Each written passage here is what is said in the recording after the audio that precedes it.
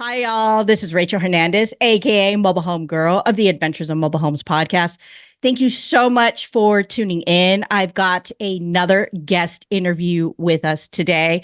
Today, I've got authors Mark and Kirsten Crick, who are real estate investors and author of the book, You, Me, and AirBNB, The Savvy Couple's Guide to Turning Midterm Rentals into Big Time Profits.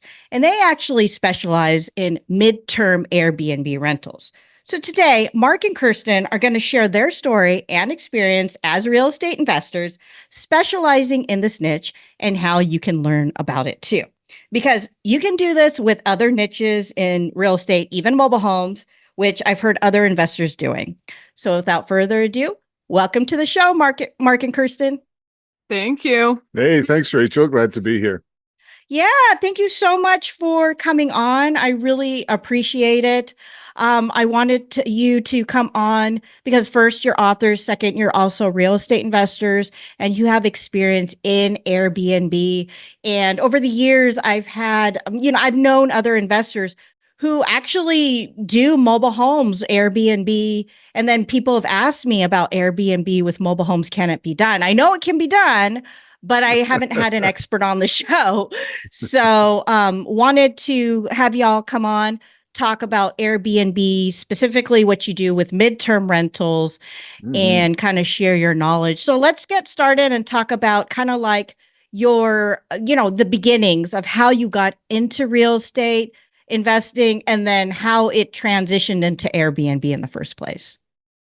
Yeah, for sure. I mean, we have not been real estate investors for that long, probably the last 4 or 5 years, something like that.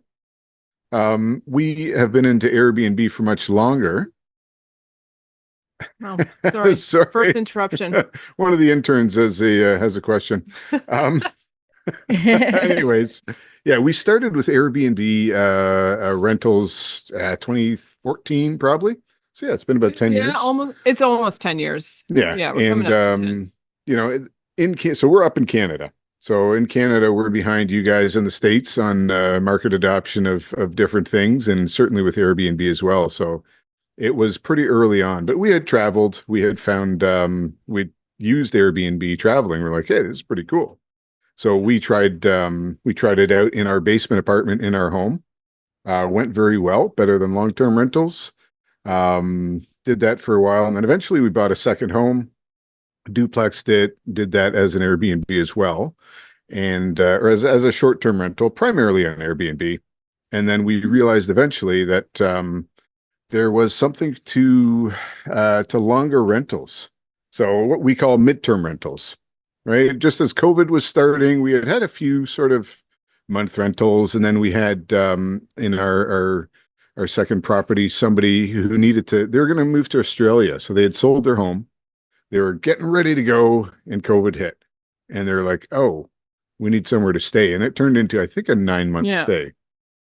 And we kind of realized like, oh, wow, this is a lot less work than short term, doing a turnover every 3 days. And the money is still pretty good. Not quite the same, but pretty good for the effort you're putting in. And then, that kind of got us started on midterms. And then we decided, hey, we can write a book about this because this is a pretty interesting niche. Sorry, we call it a niche in Canada. And put the book out. And since then, midterm rentals have exploded. Not because of us. We thought we kind of invented the term, but little did we know that other people were discovering the this niche at the same time. And so we still do short-term rentals. We decided to start a property management company as well and offer hosting services for short-term rentals, midterm, long-term as well. And so that's what we do now. And that gives us the opportunity to be at home with our kids, which sometimes means that when we're doing a podcast, the kids come around and they're like, yeah, the TV's not working. But we wouldn't have it any other way. It's beautiful. So that's kind of how we got into midterm, got into short term and then midterm. And then eventually, even when we bought our second place in Canada, and I mean, Canada is a much more challenging real estate market than the States. just because like property prices for one, and being able to qualify for homes is much harder as well. The banks are a little more stringent in their lending. So we realized like we're going to be kind of capped out here at some point in Canada. So we've kind of looked at the United States as sort of our next market. But when we did get our second place, it wasn't, we weren't like real estate investors. We just like, other people have done this. Seems like a good idea. Like, what do you think, dear? And she's Yeah. kind of like, ah.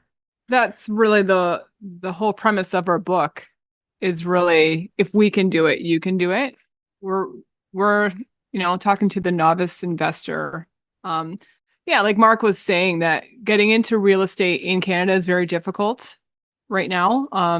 Just that like to get into the market is really hard for young families. So this book was, I guess, our way of reaching out to young people with young families. Like, this is how you could get into the market if you considered Airbnb your basement, for instance, to get the maximum amount of rental income that you could get. Yeah. Yeah, That's a good idea. Yeah. Yeah. Well, and since we wrote the book, I mean, that was what, 2020, 2021, yeah, something like I think that. it came out. Like affordability has just worsened. And I know it's the same in the States, but in Canada, it's that much worse. We really have three major markets in Canada, if you can believe that, right? So, and so like three major markets. There's Vancouver, there's Toronto, and then probably Montreal. And we've got Calgary kind of coming up as almost a major market as well. But I mean, you've got probably more than a dozen, close to 24 major markets in the States, right? Metro areas of more than 1 million or a few million people. And so in Canada, it's just a different story. So income to house prices, it's really tight. And any major metro you're in Canada, it's the same story. It's just unaffordable. So for young people, first-time home buyers, it's critical that if they can save up a down payment, if they can qualify, you almost have to have a duplex. So you have a basement apartment and maybe you live in the basement or maybe you live on the main floor, but then you're renting out part of your home just to be able to make the mortgage payments. And especially, as interest rates have shot up, it's hit us pretty hard here in Canada. We've seen people's mortgages have doubled and tripled, and they were already tight to begin with. So yeah, that's where doing, if you can't do short term, midterm is a great opportunity just for someone buying their first home, let alone investment property. Okay, great. So let's talk about, for the folks who are very new to Airbnb, if you can explain what exactly Airbnb is, and then let's go over what is a short term, what is a midterm, and what is a long-term Airbnb, because I have some folks that are kind of new to all this, myself included. So yeah. Well, when we say Airbnb, we really mean short-term rental. And so that'll be a stay of less than 30 days. And, the average stay for most short-term rentals, Airbnbs, is 3 to 4 days. And, we don't do one night stays. That's generally a party, but anything below 30 days. Once you go above 30 days, that would be considered a midterm rental up to a year. And then that's a long-term rental. So that's kind of the rule of thumb. So with a short and a midterm rental, you're going to have the place furnished. So this is where someone just has to bring a suitcase with their clothes in it, and everything else is provided for them at the residence. And that could be a condo, it could be a house. And there's different types of short-term rentals. So you have vacation rentals. That's the popular thing, and they've been around forever, right?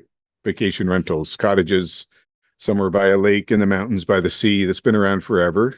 It's just really been formalized with the advent of Airbnb as a company. And then, midterm rentals has also been around for a long time. Think in terms of corporate stays, but it was always aimed at sort of the C level of the company that you were targeting. So executives. So you would have like really nice places. Whereas now you can have urban rentals, and they work very well as a short-term rental, as a midterm rental. So like anything else in real estate, you have to do due diligence, right? Not every single place you buy is a good investment. whether it's a long term or short term or whatever, right? So you have to do your research, and there's lots of information out there about how to do that research and lots of coaching and so forth, right? But if you find, especially in an urban market, which is where midterm rentals really shine, right? Vacation rentals, you don't do 30 days or more usually, unless you have that place that's like a summer lake house that people come back to year over year. But yeah, I don't know. That's a quick thing. Do you have anything to add, dear? No, I think that's about right. Yeah.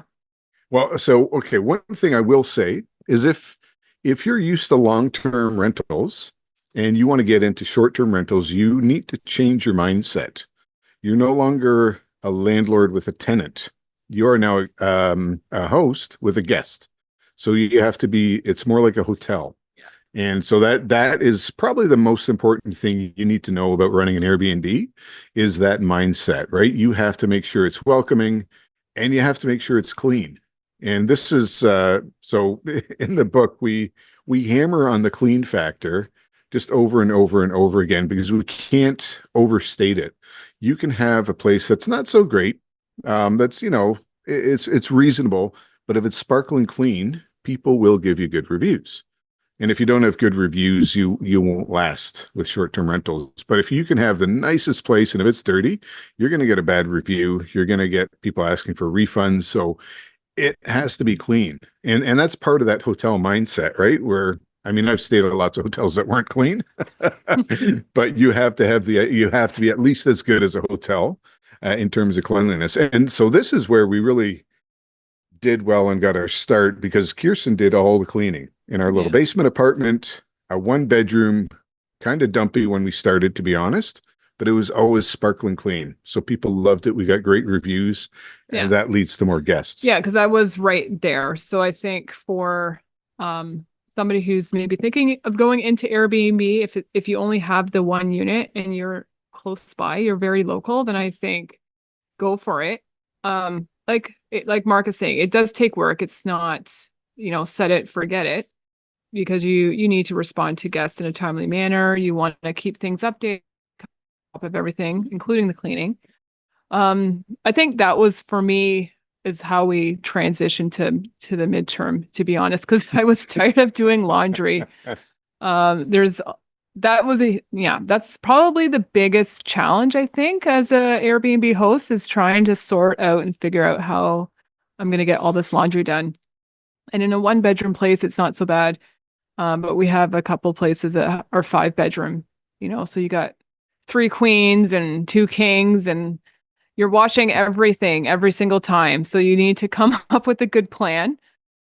I think we have kind of come up with a good plan. We've got good cleaners.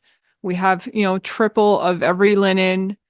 Sometimes we do our laundry off site. It's not possible to do it all on site. But I mean, I think that's if you're getting into like more units, multiple units or bigger units, then it gets a little trickier. But I think for people who are, just starting out with the Airbnb, I'm like, yeah, you can do it on your own, but you kind of have to be around. Yeah. Yeah. And it's kind of weird because people, if you take there's lots of people who coach and do Airbnb classes and, you can take them and they give you all kinds of wonderful tips and tricks and insights, but we always start with the cleaning. Which you might think that's kind of a weirdly specific thing, but it is the most important thing you can do. If you screw everything else up, make sure the place is clean, especially for the short-term rentals. Midterm, obviously it has to be clean when the guest gets there.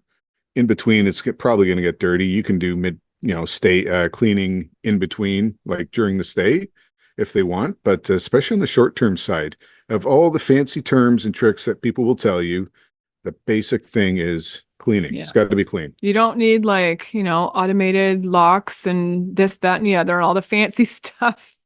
Those are nice tools to have, but I don't know if that's always necessary.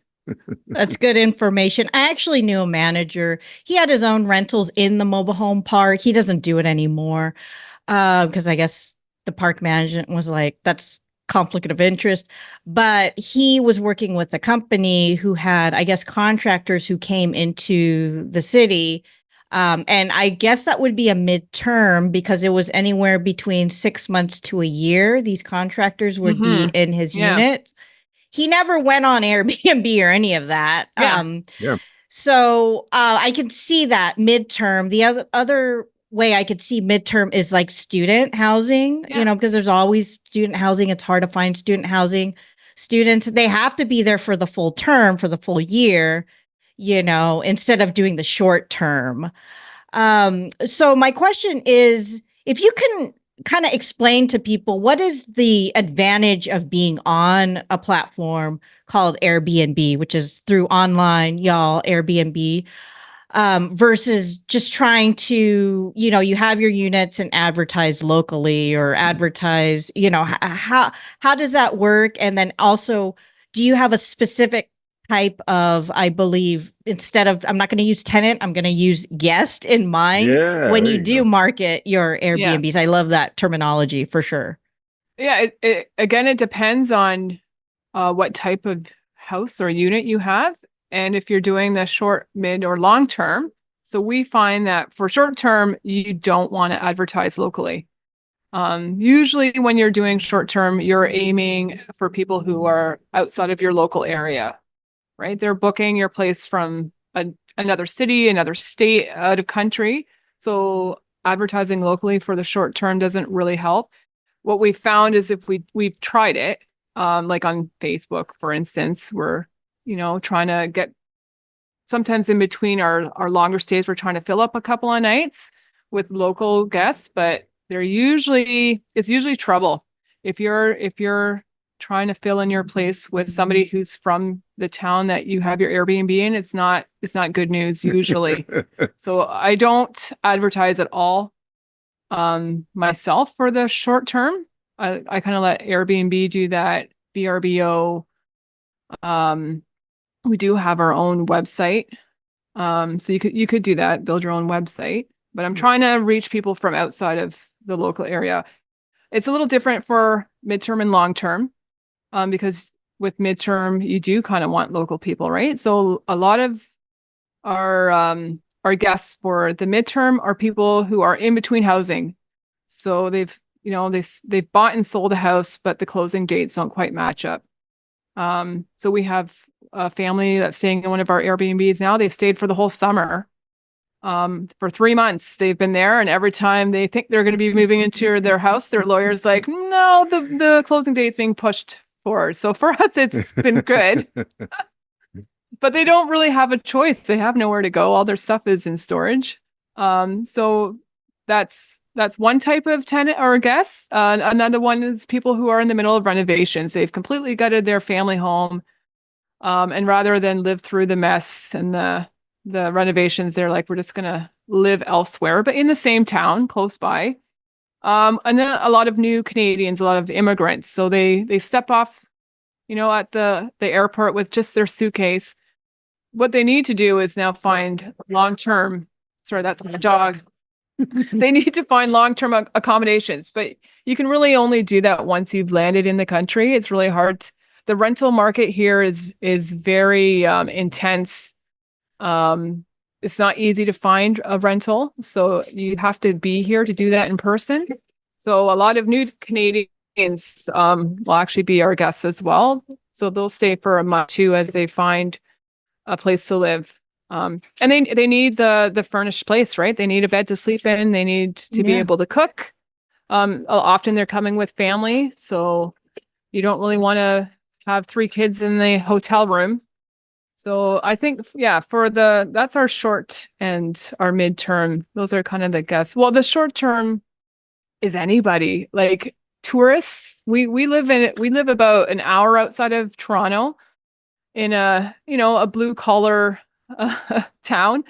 And we thought, well, who's going to want to come here? We had nothing but tourists for the summer. People loved it, which was surprising to us. So that was kind of fun. We got to meet people from all over the world, and made some really great connections. Exchanged Christmas cards a couple times with former guests. So that's kind of fun if you want to kind of travel the world without leaving home. That's being a host for a short-term stay is really good for that. there are students that will come, as you had mentioned. So one of our Airbnbs is really close to the local university.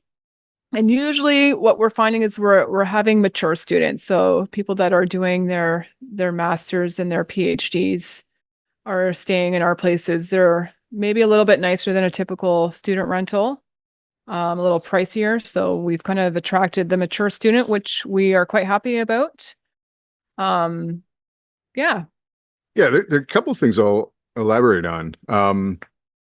Why use Airbnb, you asked, right? As opposed to just doing your own stuff. Well, it's marketing, right?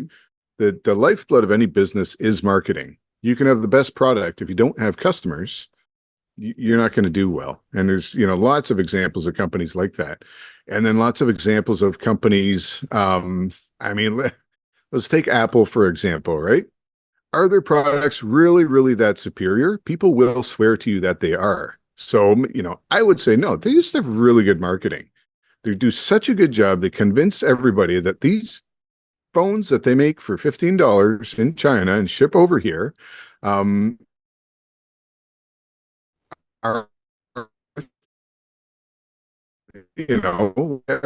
every other similar phone that's made in the next factory over. If you're going to be a short-term rental host, especially if you're starting out, you got to start out with Airbnb and maybe via Airbnb or booking.com, but Airbnb is like daddy of them, right?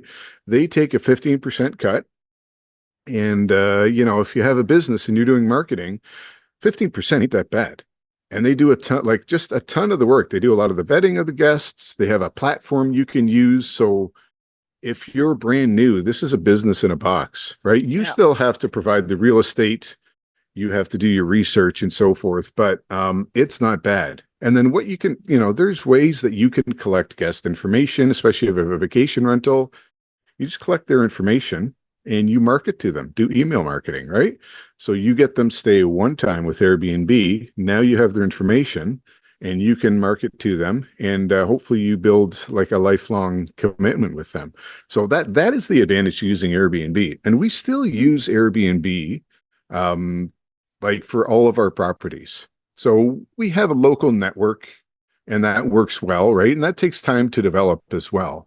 So yeah, you can do your own advertising, and whether it's short-term or midterm, that's fine. And depending on where you are, this is another aspect of a shorter or midterm rental, right? You have to do your market research and figure out what are the attractions there. So, if you're in a place with several universities and hospitals, you think, okay, who are going to be the ideal, are there enough of the ideal guests for me to make a go of this, a business? And if you determine that there are, and there's tools to help you kind of figure this out, then you're going to build that place or decorate it, whatever, to suit that particular avatar is what we call, right? The ideal guest. And then if other types of guests come and stay, that's great. But you really want to hit your market and market to them. And that's Airbnb helps you do that. And so, when you're looking at buying a place, it may be that where you live is not the best place for a short or a midterm rental. And you just kind of get that out of your head, right? Just because it's next door doesn't mean it's going to be the best place for you. And if you're putting your life savings or your earnings into a place, you want to make sure you get the best bang for your buck. So do your research and figure out where's a good spot and then who goes there.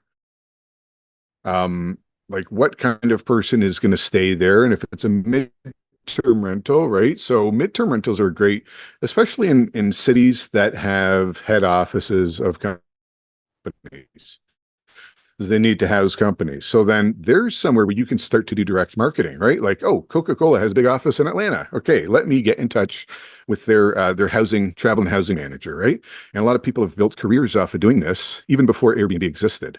But if you want to be lazy, just use Airbnb. Even for our midterm rentals, at least more than 50% of our midterm rentals come still from Airbnb. And again, there's nothing to stop you from taking that first month through the platform, Airbnb, Verbo, whatever it is. And then you develop a relationship with those people. And then subsequently you just deal directly with them. And, you save that 15%. But there's the long answer of why we use Airbnb. Sure. Yeah. Actually, before this call, I just kind of looked up, if there's any mobile homes. Yeah, there's mobile homes on Yeah. Airbnb. They do really well, like in either touristy towns or Yeah. around college campuses, universities.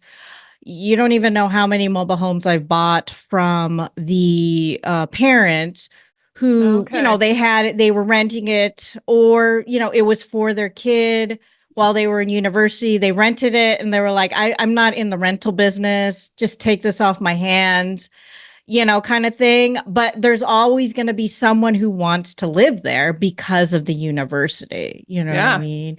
And these are great homes. Usually they buy them brand new from the factory, Wow. So I've definitely run into it. My next question is, you're talking about, you use Airbnb, you get, it's marketing, kind of like in a box.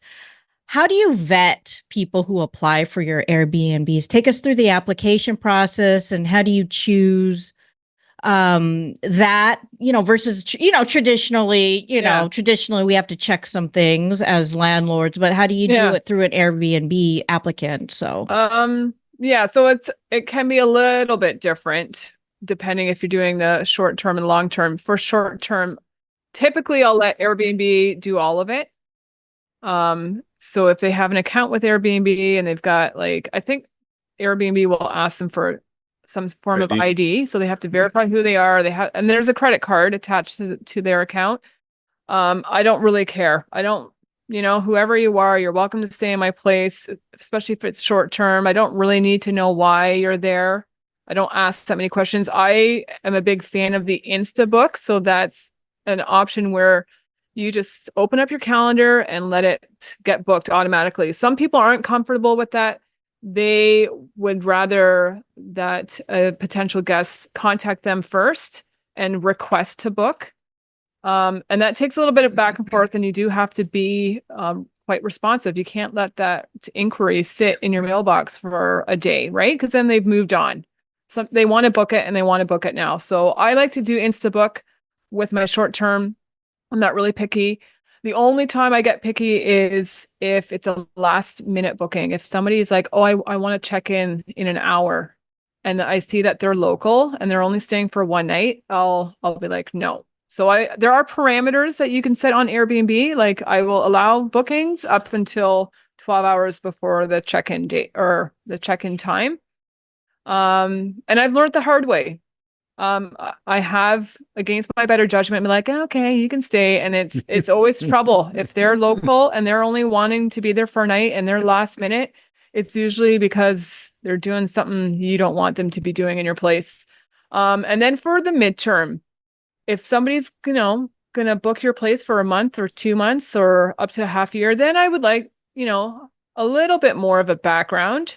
I'm not doing the checks that I usually do with our long term. I'm not getting a credit history. I'm not, verifying their employment. But I kind of want to ask, like, what, why are you looking for housing? What's going on? And if I can get a story, if they can tell me, well, I need housing because my house burnt down and I need somewhere to live. I'm like, okay. So if there's some kind of a story that kind of makes sense, and I'm like, yeah, that's fine. And again, if it's through Airbnb, there is a bit of trust with Airbnb that they've kind of vetted their guests and that there is that credit card. Having said that, if the guest doesn't pay, it's not like Airbnb. It's like, oh, it's not my problem. So there is a little bit of like, okay. I don't think I've ever had it in almost 10 years of hosting. I don't think I've ever had a guest on Airbnb not pay me. No, So, booking.com. yeah, Yeah. booking.com is a lot more problematic. There's a lot more scams, Yeah. but Airbnb has never been a problem. And so we see typically with new hosts, there's like you just see the steps they go through, right? And one of those is like they will not have Instabook on because they're so afraid about who's coming into their property. And especially if it's your own house, I get it. Yeah. And we were kind of the same. Yeah. But eventually you get, just like with doing long-term rentals, right? When you're showing the place, you kind of have a feeling when somebody shows up, like, and it's not always like yes, they're the one, but you certainly know off the bat if they're not the one, right? You just know, like, no, this is not somebody I want at my place. And then, you do more checks, but you kind of develop that intuition over time. And that's just as valuable as everything else that you can do. So it's a little bit similar with short-term rentals. You're not meeting the people, you're not talking to them. But like as Kirsten said, there are barriers to entry. You have to have government ID. You have to have a credit card. You have to be have the wherewithal to go through a process of setting up a profile with Airbnb, uploading these documents, verifying da da da da da da. So it's not foolproof. It's not 100%, but it's a barrier that weeds out most of the people you don't want to deal with. The other thing is then your pricing strategy, right? Don't be the cheapest rental. And whether that's short term or midterm, don't be the cheapest one out there. And just like with long-term rentals, right? The cheapest place get the worst tenants or guests almost always. So make sure your place is decent. And part of that goes to like selecting the place, right? Even if it's a trailer park, right? You can have a dumpy trailer park or a nice one that's well maintained. So have the nice one. If you're doing a midterm rental, don't have it in a part of town that's not great, because who wants to go to that part of town? People that are not great. So, there's a little bit of common sense goes a long way. And again, in over 10 years of doing this, with the instant book, we have very, very, very few regrets, especially doing it for other people, right? We co-host, and, if you screw up something for yourself, that's one thing. It's just like, lesson learned. But if you screw up and you have a fiduciary responsibility to someone else, like that's serious, right? You can't do that too much, if at all. So, we take that pretty seriously. But, I would say if somebody is starting, like, okay, vet your guests and be careful, but eventually you kind of can figure out, what, that instant book, and then have some rules, right? No last minute stays that are local and that are one night. Those three things, that's a bad deal. It's going to be a party or something worse. And you can set some parameters with Airbnb to allow, based on age, based on the time frame, like within 24 hours, no instant book. Under 21 or whatever, no verification, no instant book. So they can still message you and request to book, and then you ask them some questions. And the same with the midterm rentals. You do a little more work, and everybody's got social media. You can find out a lot about people on social. Just a quick Google search, right? Check. They have a publicly available criminal record. Are they on Airbnb with weapons and cash and stuff? Like, probably not my ideal guest. Right. Well, that's some good information, good things to think about. My next question is, because there's pushback in some areas in the United States for Airbnbs, because, let's face it, the hotels, they have the majority part of the business. And there's no laws in some areas in the United States, because there's that hotel tax and it goes to the city, right? And they don't have it. And so there's some areas in the United States that's like, no, you cannot do Airbnb, specifically HOAs, homeowners associations. So let's talk about, I guess we're talking about, over there in Canada. Have you come across, is there specific areas? You're in close to Toronto area, where you just absolutely cannot have an Airbnb? How does that work? And what have, been some of the challenges for sure? Well, okay. As a Canadian, can I just say HOAs are like the worst thing ever. Like, come on, guys. It's very un-American. I don't understand it. It is becoming the norm here. You wouldn't even, every time you buy a condo, you're in an HOA automatically. It's like the most un-American thing that you can do, it's strange. But anyways, pretty much every new subdivision does have an HOA. Okay. Yeah, here in the States, yes. Yeah, and if I'm looking, we're looking at properties in the States, right? And if there's an HOA, I won't bother.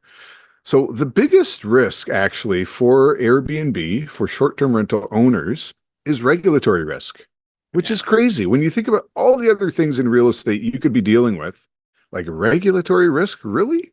So I have a podcast, which we can talk about later, but we had a guest on there say that Regulation is the arthritis of Western society, and it's true. So, I guess all that to say, part of your research for looking for a short-term or a midterm rental is to make sure, like, what is the regulatory risk in that area? Do they have rules? If I'm doing a short-term rental, I want to go into a place that actually has rules about short-term rentals, because it's a lot harder for them to change it than to introduce it, right? You hit the nail on the head that there's so many places that have negative attitudes towards short-term rentals, which, in Canada, it's worse because our housing crisis is much, much worse. Every major city in Canada now, there are tent cities all over the place because people just can't afford to live. So people will look at something like Airbnb. We went through it in our city as well. They introduced legislation. And you got to do a Google search. It'll tell you where the regulation is. But I think it's safe to say that every major urban center in Canada and eventually probably North America will have some kind of regulation around short-term rentals. So part of your due diligence when you're buying a place is having a plan B and a plan C, right? That's just whether you're doing a long-term rental or whatever it is, right? What are your fallback plans? So if you're doing short-term rentals, you have to do an analysis, not just of the short-term rental potential, but the midterm and the long-term rental potential, which is why we love starter homes, because they're so flexible, right? And, I think probably trailers could fall into that same category, right? If people are kind of moving up, if the economy's doing well, people are moving up in life, they're going to search for better digs. So if they're coming out of an apartment or something, maybe they're going to a trailer because it's their own space, or a starter home. That's the first space they're going to go. If the economy is doing poorly, people are downsizing, and, a starter home is like kind of the last stop before an apartment, right? Trailers aren't as popular in Canada. So you've got, your big house, and then you go down to like a little bungalow and then apartment. Whereas I could see a trailer would be in that realm as well. So that kind of gives you your plan A, B, and C. Can I do a different rental style instead of just having to sell it? And if I do have to sell it, can I sell it easily? If you've got a mansion on the lake or on the ocean, that's going to be so much harder to sell, whether the economy is good or bad, because it's such a small group of people that, like a small target audience, right, that are going to buy that. So you can expect for that thing to sit on the market for a long time, and you got to cover the mortgage during that time. So, do your research, have a fallback plan, and certainly know about the regulations in the area, because if it's not there, it's going to be there. So interestingly enough, that's one of the arguments or one of the benefits of a midterm rental is that generally they are exempt from short-term regulations, because most short-term regulations, except for Hawaii, target rentals of 30 days or less, because that's, politicians don't do a ton of research. They just kind of look at, what do these guys do? Okay, it was 30 days or less. This is the big bugaboo. Fine. And so once you're 30 days or more, in Canada, for example, we have in Ontario, our province, the Landlord-Tenant Board. They adjudicate all relations between landlords and tenants, and that applies to anything 30 days or longer. So now there's an existing regulatory framework for that deals with midterm or long-term rentals. Nobody really knows it applies to midterm rentals, and there's some ways around that depending on what you're dealing with. But essentially, we can just say to anybody who comes to the door and says, "Hey, you're operating an illegal short-term rental," like, "No, we're not. It's long-term, right? It's 30 days or longer. That's all we allow. So get out of here." And that's kind of your sort of get out of jail free card. And that's also your backup plan, right? If you go to somewhere that doesn't have regulation, they introduce it and you can't do it. So for example, most of the stuff in Canada, the regulations in Canada apply to a secondary residence. So your primary residence, you can rent out part of the home or all of the home for part of the time as a short-term rental, but you can't have a second or a third or a fourth residence and rent that out as a short-term rental, right? That's not allowed. So there's a few things to think about, but regulation, that's the biggest one, unfortunately. Yeah, that's totally true. It is for short-term rentals because of the complaints. anyone listening to you, go to your next door app, the complaints your neighbors will say, I hear it all the time. So it really is for short term. So that is a really good point that you have. My next question is, we've talked about short term, we've talked about midterm, we've talked about long term. And my question is, for someone just starting out, they want to do this Airbnb thing, they want to give it a shot. What would your recommendation be? We've heard of, the short term, midterm, long term. We've also heard of just renting out, a portion of your home. Of course, there's going to be safety issues and safety measures you've got to take, especially if you're living in the home. Yeah. For someone just wanting to start out, wanting to just try this out, what would you recommend, in your experience? What do you recommend? Yeah. Well, I kind of like the idea of, if you're really new to Airbnb and you're not sure if this is for you, if you can rent out part of your house. So it kind of depends. I've had a client who wanted to rent a bedroom or two, and she was a single lady, and I thought, I don't feel, I wouldn't do it if it was me, because you don't know who you're going to get, and it is a bit tricky. In our house, we rented out a basement that had a separate side entrance that, there was a locked door between the upstairs and downstairs. So there is a little bit of distance there. I kind of like the idea of doing something like that. If you have like a granny suite, or like a suite above your attic, or above your garage, like an attic suite. That's kind of nice, because you're also very close by. Especially if you're a new host, and you can kind of keep an eye on the place easily. You can do the cleaning yourself and the restocking yourself. You don't have to hire somebody to do that, which can get kind of tricky. And then as far as furnishing, I have lists, but you really just want to think about, what would I need as a guest? So a lot of things that people don't think about is coat hangers in the closet. Right? So just imagine that you're getting there and you're opening, I'm going to hang up my coat. There's no coat hangers. Got to get coat hangers. Or I got to plug in my phone. Everybody needs a USB port, right? Handy. So I have USB ports all over our Airbnbs, and especially on the side tables. Excuse me. I'm a big fan of thrifting, even for Airbnbs, because my attitude is, once a chair or couch is sat in by your first guests, it's already used, right? Nobody wants to think about it. And you certainly don't want to give your guests the impression that, dozens of people have sat or slept on this bed. But that is the reality. So if you are thrifting, it needs to be, in good repair and clean and all that. But yeah, I'm all about thrifting furniture for sure. And then as far as linens are concerned, I always tell people, get good quality. That's probably where you want to do. You do want to spend a little bit of money on good linen. So I always get 100% cotton. Yeah, and expect to go through them quite quickly. So a lot of hosts will get quite upset. Oh, my sheets are stained. I'm like, that will happen. Like, you can expect to replace your sheets probably every couple of months. And I think you just have to kind of write that into the budget, that's just going to happen, and that's completely normal, because nobody wants to sleep on a sheet with a stain. As soon as there's a stain on it, it's in the garbage. We're not keeping it. Exactly. Yeah. Exactly. If you're in this scenario, and we've talked to many people over the years, like young couples especially, who and like I'm really bad for this, because they're like, oh, we're getting our, buying our first home. And I'm like, oh, does it have a basement apartment? Oh, you're going to Airbnb it? Like, come on, you got to Airbnb it. What are you doing? But because we've seen so many people over the years that have done this successfully, it is a beautiful little home-based business that you can do, you can learn.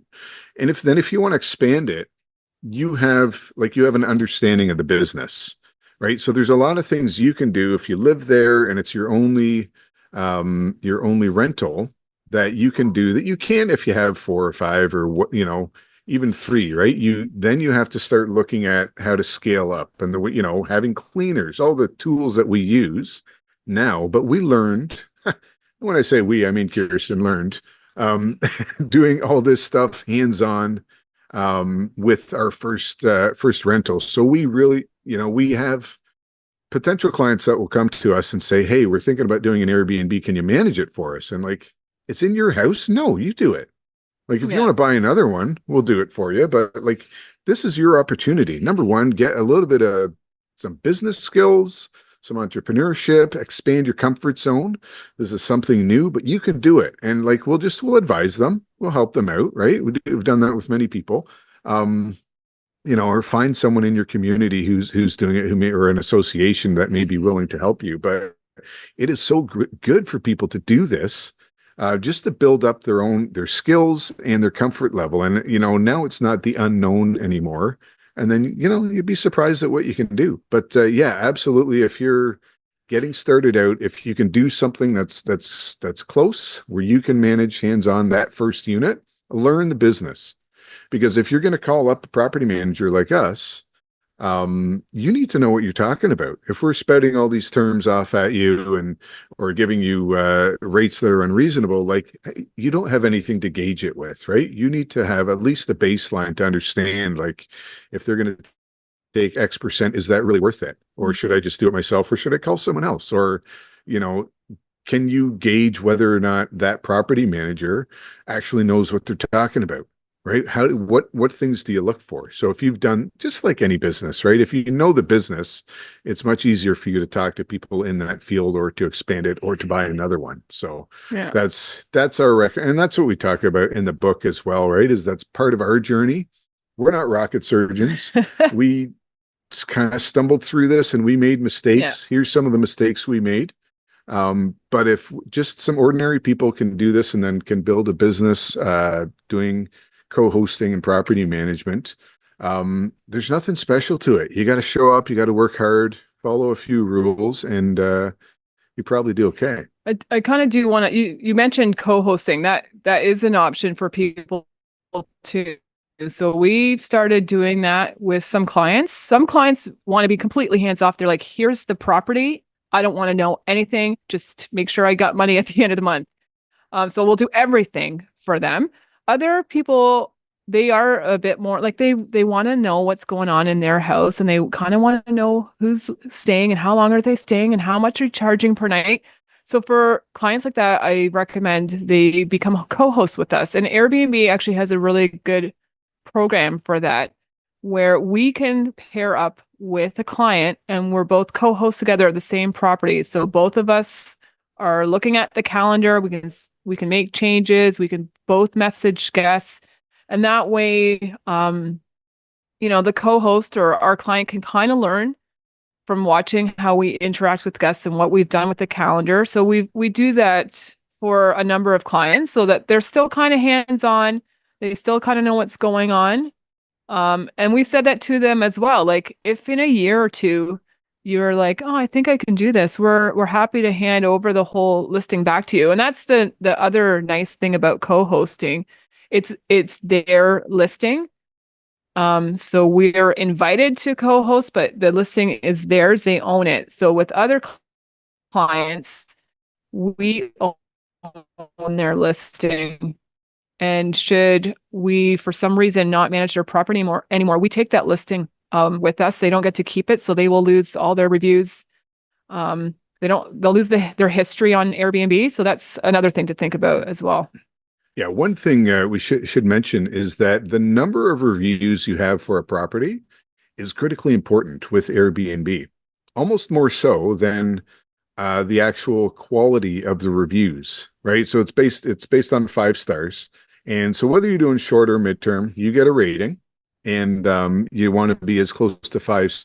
Like, you're not going to be at 5-star forever, but 4.8, 4.9 is where you kind of want to be over the long haul. And yeah, you need to have a lot of reviews, and they should be good. But even so, like, somebody has done this analysis in the industry, and they're like, even if you have a lower rating, having more reviews is actually better for you with the Airbnb algorithm, right? Everything runs on an algorithm with Airbnb, and people are forever trying to crack the code, decipher it, and figure out what it is. But that's one thing they've realized, is the number of reviews is important.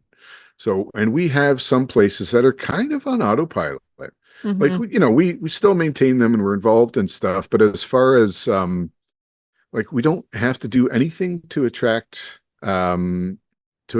guests, right? Some properties you got to be in there and you got to adjust the pricing and you got to change photos up and you got to do things to kind of spark the algorithm a little bit. But like I'm thinking of Dundurn, for example, right? It's like it's a nice property, right? It's got decent reviews, but it's consistent. We've managed it for what, 3 years, I think, and it has a lot of reviews. And I look at other properties that are up and down. This one is just steady, makes good money, and we don't have to do anything because it has a lot of good reviews. So that is something else to. I'm glad Kirsten brought that up, right? That's something else to consider if you're starting. You want to keep that, if it's your property, you want to keep that hosting profile because that's worth something.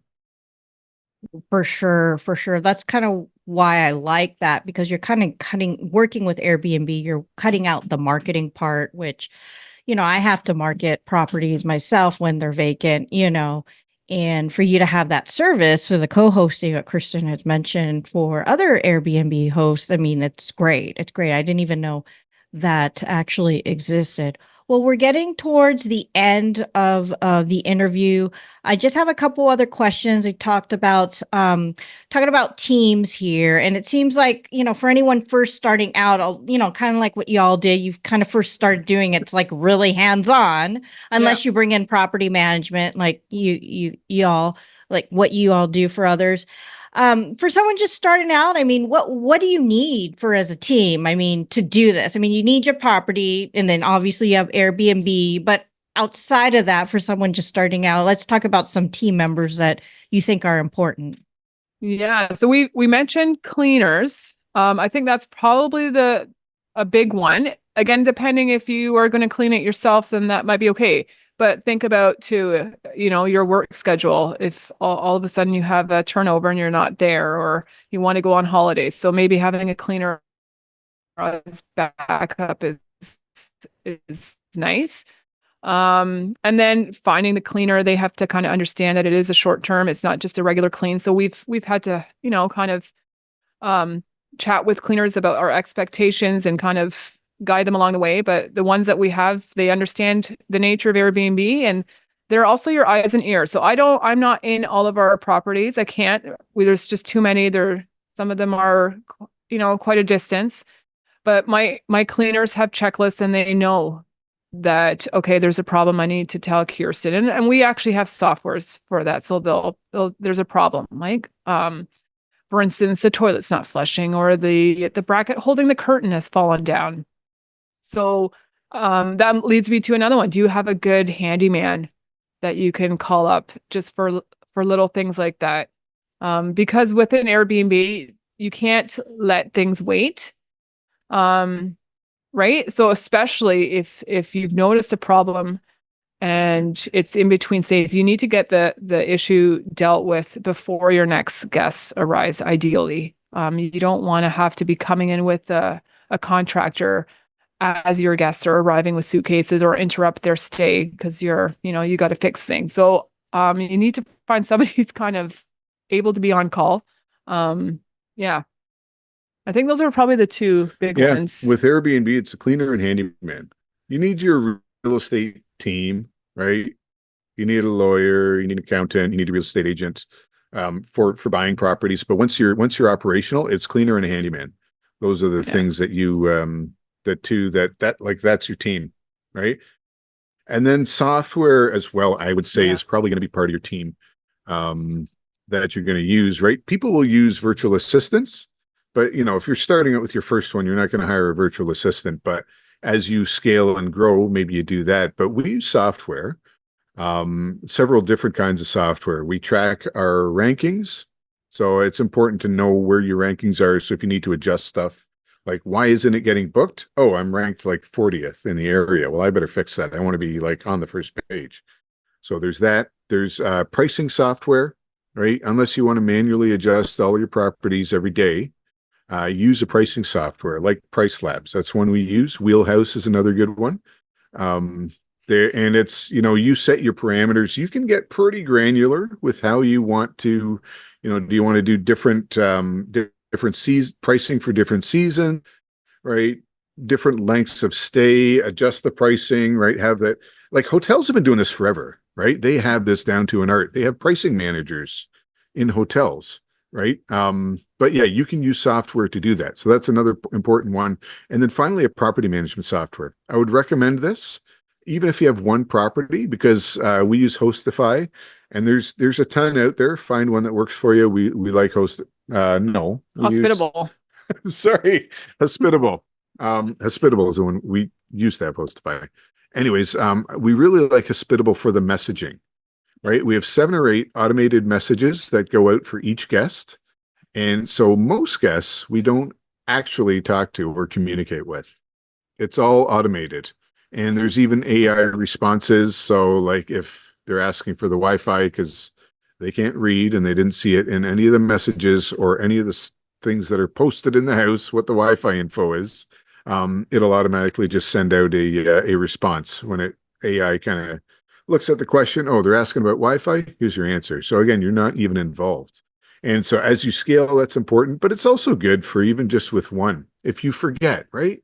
You got a guest coming, you forget to send them the information how to get into the house, and they arrive at midnight and you're sleeping. Like, what do you do, right? We learned this all by experience. So yeah, for your team, I would say, as Kirsten said, cleaner, handyman, and software. That's what you need. Sounds good. Sounds good. Well, we're almost to the end. I just have a couple more questions. Let's talk about resources. I know you have a book. You probably have a website. You mentioned a podcast as well, too, where people who really want to learn, because I think that we're kind of on the cusp of that. I mean, Airbnb has been around, but it's still kind of a new thing. Real estate is so slow, you know. How can people learn more about this? Talk to us about resources, what you can offer, the book, your podcast, all that.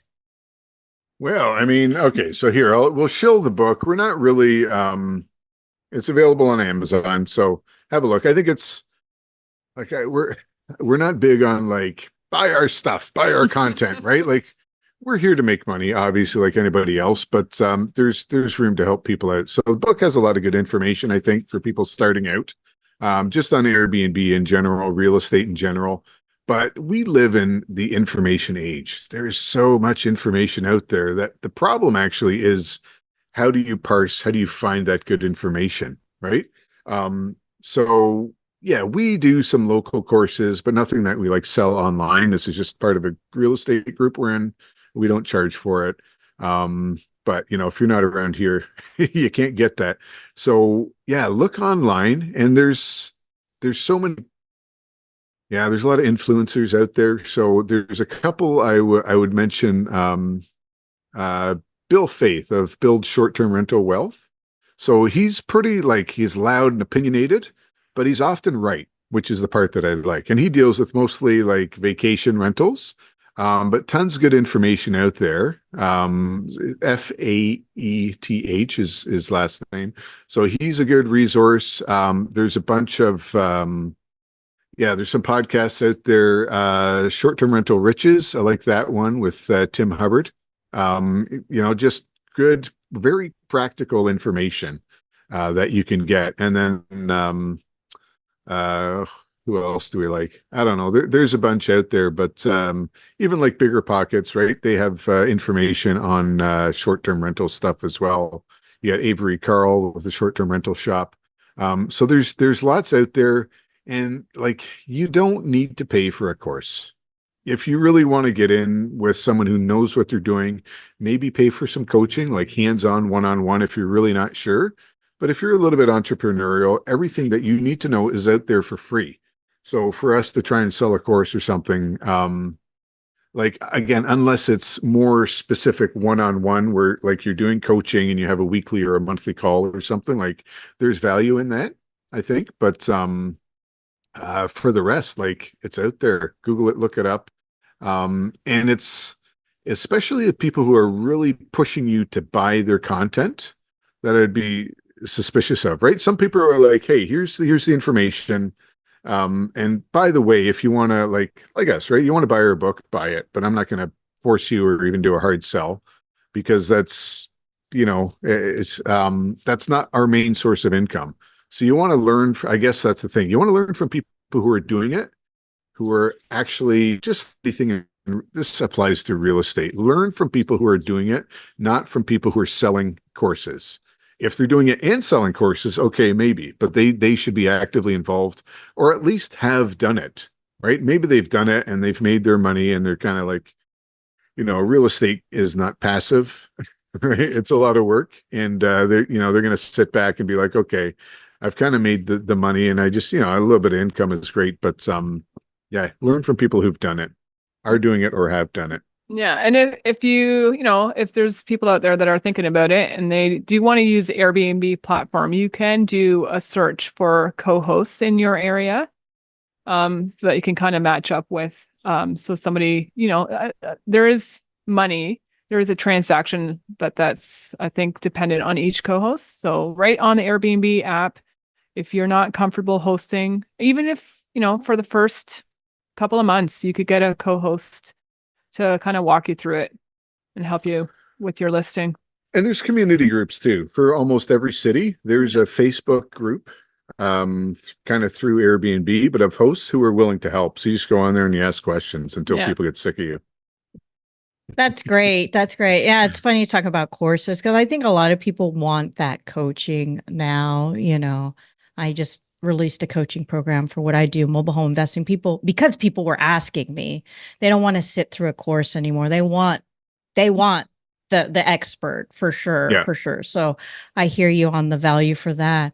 All right. Well, we're getting to the end here. How can people reach you if they have any questions? What's your website? Do you have social media?